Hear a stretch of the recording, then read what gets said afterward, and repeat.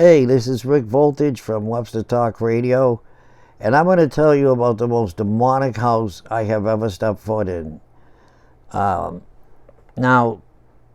my wife has, or had, 3 sisters, and I was married to 2 of them. The first one being Tina, who's passed away now, God rest her. And my second wife is the love of my life, Donna. And don't get the wrong idea, I started going with her 10 years after me and Tina broke up. But Tina and I remained friends, and she rented this apartment, and it was huge.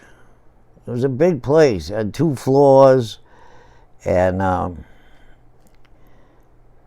so the 3 sisters are Mary Ann, the oldest, Donna, the second oldest, and then Tina.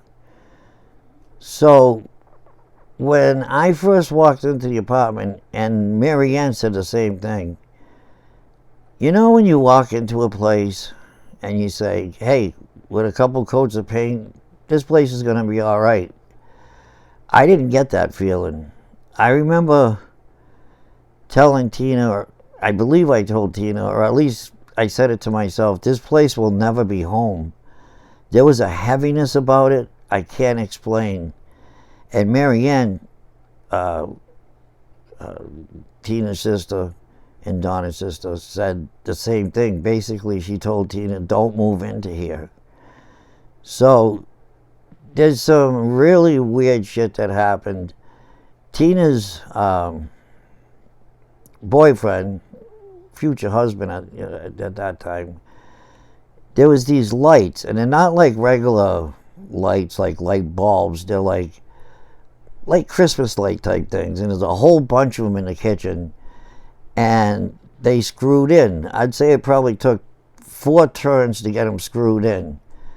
So he screwed them all in, and the next day they had all fallen out, and some of them were never found again. Okay, this is just the beginning. So one day, I believe the song is called Ave Maria, Mary Ann and Tina were hearing this coming from the upstairs bedroom or whatever. And as they walked up the stairs, it got louder and louder and louder. And when they got up there, nothing was even unpacked. The TV was blasting this. And they thought, well, sometimes when batteries are dying or when sun hits the remote, it turns on the TV. There was no batteries in the remote. So that was, either here or there. So to get up to the second floor, there was a steel stairway that went up. There was a landing, and then it went up in another direction to the second floor. On that landing, Tina said that she wanted to put her computer desk. And I said, I wouldn't put it here. I had this gut feeling that something was really, really wrong with this place. So on the day that she was supposed to move in, we all got together. I couldn't stay that long, but the family that lived there before, now this reminds me of the Amityville thing, because the people that lived there before were supposed to come in and get rid of all the stuff that they left behind. And there was plates on a table that looked like they were in the middle of eating, and they just bolted out of there. Dirty dishes in the sink, blah, blah, blah. So we waited and waited and waited for them to come get their shit out of the way so we could start moving the stuff in for Tina. So they never did show up, and I had to leave. Even though Donna came up with a great idea, there was a bunch of us, and we, instead of carrying things up and coming back down, we created like a bucket brigade. One person would take it out of the truck, hand it to the next person, hand it to the next person, and on. And we unloaded that truck in no time. there was some things that were really fucked up about this place. Everything in this house was bolted down. Tables, lamps, bureaus were bolted to the wall. It's like they didn't want anything flying around or something. I mean, everything. Carpets were bolted to the floor. Never seen anything like this before. And I was told, I wasn't there, but they unbolted a bureau from the wall, and behind that bureau was police caution tape. You know, when they, there's a crime scene and they put this caution tape, this police do not cross tape around the whole perimeter. This was bolted behind a bureau in the house.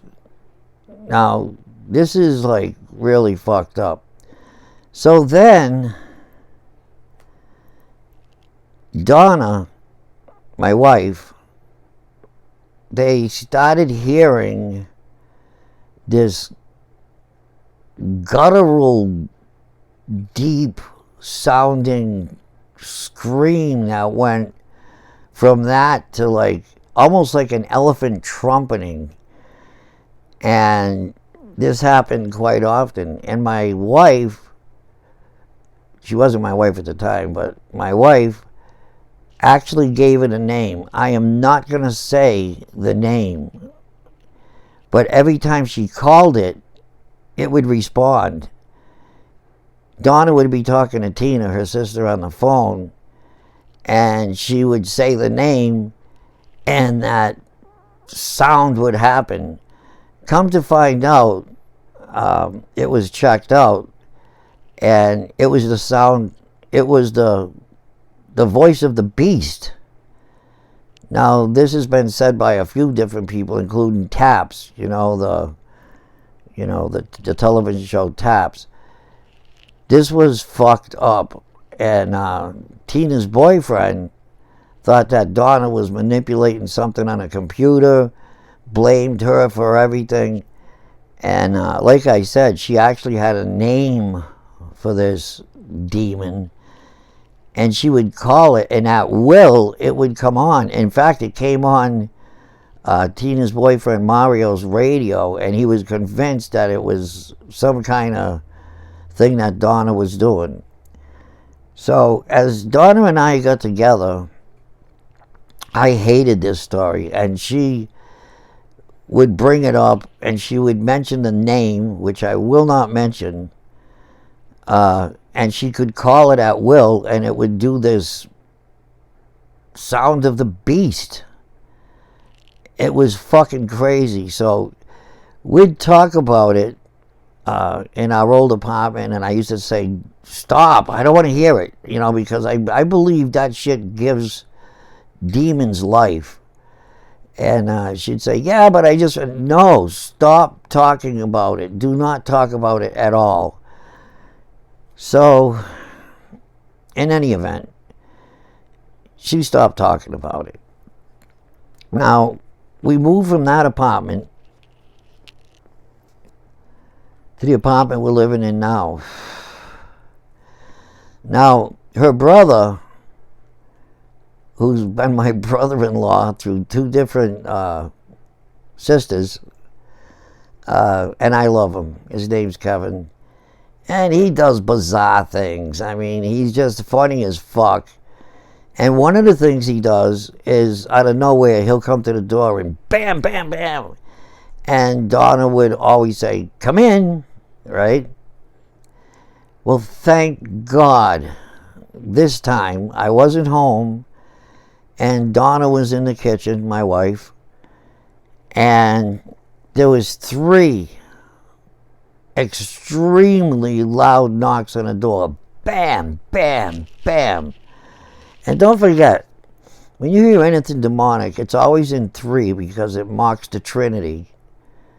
And now, ordinarily, Donna just says, come in, because she thinks it's her brother or whatever. This particular time, and I thank God she didn't. She went to the door and opened it. Because had she said, come in, you're inviting the demon into your house.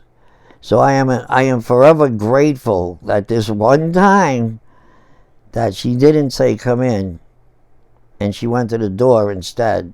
Oh, and by the way, this was 3 extremely loud bangs on the door. 1, 2, 3.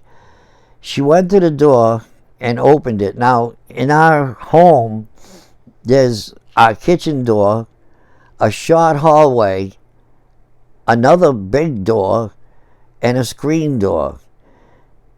Also, right outside our door is our basement door, okay? So right after this happened, she opened the door. There's no possible fucking way on earth they could have made it out the outside door and the screen door without being seen. It just couldn't happen. She also looked down the cellar stairs. They couldn't even have made it to the bottom of the stairs. There was nothing there. And yet this happened. So, demons are real. I don't know what demon this was, but it was extremely fucking evil. Now this house that Tina lived in, she didn't live in very long. My son, who I had custody of, would spend the night there, or try to, and I'd get a phone call that he wanted to come home. He was afraid to stay there. Mary Ann's daughter, Misty Rain, same thing, would not stay in that fucking house. Tina's husband, or future husband at the time, saw this entity that he refuses to talk about, but it was like a dark, shadow-like type figure that was like 7 feet tall. He refuses to talk about it to this day. This house was fucking evil. I mean, just think about everything being bolted down. The bureaus, the tables, the lamps, name it. It was, and not only that, but the police do not cross tape hidden behind a bureau that was bolted to the wall. And these people left like the Lutzes left the Amityville place. I mean, like they were in the middle of eating and they just decided to leave. They never came back and got the rest of their stuff. They never stepped foot back in that place. Now, Donna and I talked about this because I have the Webster Talk Radio. I want to go so bad and interview the people who live there now, but at the same time, if there's nothing happening there, I don't want to invoke something where it starts happening again, because this was one fucking evil demon, okay? I do know that after Tina moved out, which wasn't very long after she moved in, that a friend of ours, in fact, a friend of Mary Ann, the third sister in this equation, her husband had a friend, or has a friend, that moved in there. And Mickey didn't tell him anything that went on there. Mickey is Mary Ann's husband. And so Mickey asked him about it about a month later, and he said, no, I stayed there for 2 weeks, and all this weird shit was happening, and I got the fuck out of there.